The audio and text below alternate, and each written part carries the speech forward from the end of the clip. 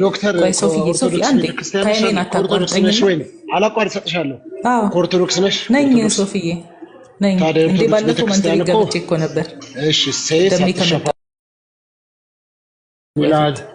ሴት ሳትሸፋፈን ይላል በአካባቢ አስተምር ይላል ስለዚህ እነሱን አደ ሽፍት ያረኩ አይደለም በእኛ ቤተክርስቲያን እሱን እንዴት መሰለ ምንረዳ ትሸፋፈን እንዳይሆን ብዬ ነው ምክንያቱም የምትናገሪ ነው ይሄ ጉባኤ አይደል እንዴ 500 ሰው አለ ጉባኤ የምንለው እኛ በቤተክርስቲያን አውደ ምህረት ኦኬ ያንን ምንረዳ በቤተክርስቲያን አውደ ምህረት ሴቶች ሲያስተምሩ አይተናናቅም ኦኬ ክልክል ነው በቤተክርስቲያን አውደ ምህረት ወይም ጉባኤ ላይ ሴቶች ያስተምሩ ላይ እንደውሙጣ ኦኬ ጥያቄ ጠየቁት ምንድነው አትግባ እንዴ ልክ ነህ አላ ግን ጥያቄን ጠየቁት ምንድነው ችግር አለው አውሪኝ በእኛ ቤተክርስቲያን ይሄን የምንፈታው ሴት ልጅ በጉባኤ መሃል አታስተምርም በጸሎት ሰዓትን በጉባኤ መሃል ራሷን ትሸፍን ሶ አሁን ይሄ ማህበራዊ ሚዲያ ነው ማህበራዊ ሚዲያ ላይ ያመነም ያላመነም ሁሉም ያለበት ነው እንጂ የቤተክርስቲያን አውደ ምህረት ወይም የቤተክርስቲያናችን ጉባኤ አይደለም ይሄ ኦኬ ሶ ከዛ አንፃር ነው የምንፈታው ይሄንን እሱን ስላነሳህ ነው ሶ አሁን ወደ ዋናው ሐሳባችን ስንሄድ ክርስቶስ የሞተው ለዛ ነው ባጭሩ ከዛ እሱ ሲሞት እኛ ምን አገኘን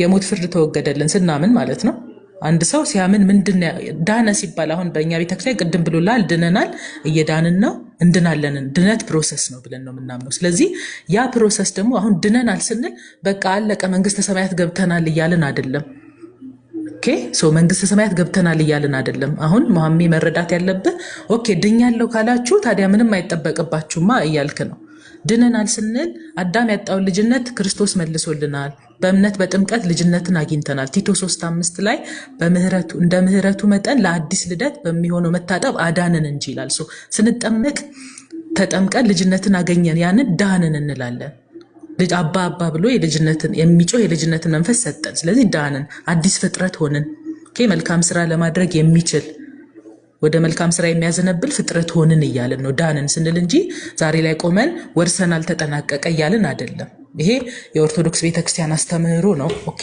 መጽሐፍ ቅዱስ ላይ ያለም ነው ነገር ግን ፕሮሰስ እንደሆነና ቀጣይነት እንዳለው ያ ድህነት ፍጻሜው ደግሞ መንግስተ ሰማያትን መውረስ እንደሆነ ሁለተኛ ጴጥሮስ ምዕራፍ 1 ቁጥር ከ5 ጀምሮ ማየት ትችላለህ በጎ ስራ የሚሰሩትን ምን ይላቸዋል ይሄ ጴጥሮስ መልእክት የጻፈው ለክርስቲያኖች ነው ኦኬ ሶ እግዚአብሔርን በመምሰል ይላል የሁለተኛ ጴጥሮስ 1 ቁጥር 7 ላይ እግዚአብሔርን በመምሰል የወንድማማች መዋደድ በወንድማማች መዋደድም ፍቅርን ጨምሩ ይላል እግዚአብሔርን በመምሰል እንደዚህ ያድርጉ እነዚህን ብታደርጉ ይላል ቁጥር 10 ከቶ አትሰናከሉምና እንዲሁ ወደ ዘላለሙ ወደ ጌታችን ወደ ኢየሱስ ክርስቶስ መንግስት መግባት በሙላት ይሰጣችኋል ነው የሚለው ተሰጥቷችኋል አይደለም ይሰጣችኋል እነዚህን ብታደርጉ ነው ሶ ከዳንክ በኋላ ማለት ልጅ ከሆንክ በኋላ ያንን ዘላለም የመንግስት እንድታገኝ ፕሪኮንዲሽኖች አሉ እሱም እግዚአብሔርን መምሰል ወይም ቴዎሲስ የምንለው ነው እግዚአብሔርን ስትመስል ነው በሙላት ወደ ኢየሱስ ክርስቶስ መንግስት መግባት የሚሰጣችሁ ሶ ባጭሩ ትምህርታችን ይሄ ነው ይሄንን ባታደርግስ እግዚአብሔርን ባትመስልስ እግዚአብሔርን መምሰል ማለት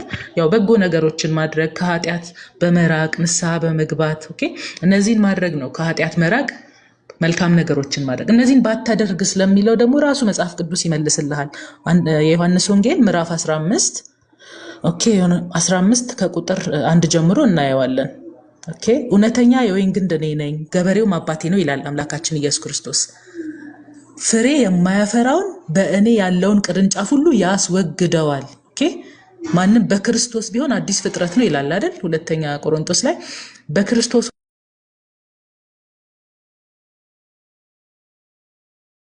አምኖ ከግንዱ ጋር የተጣበቀውን ግን ፍሬ የማያፈራውን ቅርንጫፍ ሁሉ ያስወግደዋል ፔሪድ በቃ መጽሐፍ ቅዱስ የሚያስተምረን ይሄን ነው በእግዚአብሔርን መምሰል አለብን እሱን ከመሰልን በሙላት ይሰጣቸዋል ይላል ሁለተኛ ጴጥሮስ ላይ 1:11 ላይ ደግሞ ባናደርግስ የሚለውን ፍሬ ባናፈራ በሱ ሆነን ያስወግደናል ነው ትምህርቱ የመጽሐፍ ቅዱስ ትምህርት ሐሳቡ ይሄ ነው እምነት ያድናል አዎ ያመነ እንዲድን ነው ክርስቶስ የመጣው አዎ ነገር ግን ያመነ ብቻ አይልም ኦኬ ሶ ካመነ በኋላ ሰው መልካም ስራ ካልሰራ ፋይናል ጎሉ ዴስቲኔሽኑ የድህነቱ ፍጻሜ መንግስቱን መውረስ ነው ያ ደግሞ የሚሰጠን ክርስቶስን እግዚአብሔርን ስንመስል ነው ቅዱስ ጳውሎስ ይሄንን ያጠናክርናል ሮሜ ምዕራፍ 2 ቁጥር 7 ላይ ምን ይላል በበጎ ስራ በመጽናት ምስጋናና ክብርን የማይጠፋንም ህይወት ለሚፈልጉ የዘላለም ህይወት ይሰጣቸዋል ቢንጎ ኦኬ ማናቸው የሚሰጣቸው በበጎ ስራ የጸኑት ኦኬ ያመነ ሁሉ እኮ በበጎ ስራ ይጸናል አይጸናም? ያው ቅድም አንብቤያለሁ ዮሐንስ ወንጌል ምዕራፍ 15 ላይ ቁጥር 2 ላይ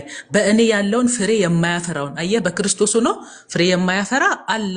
ስቲል ቢንጎ ማለት ነው። በክርስቶስ ሆኖ ፍሬ የማያፈራ አለ። ምን ይደረጋል?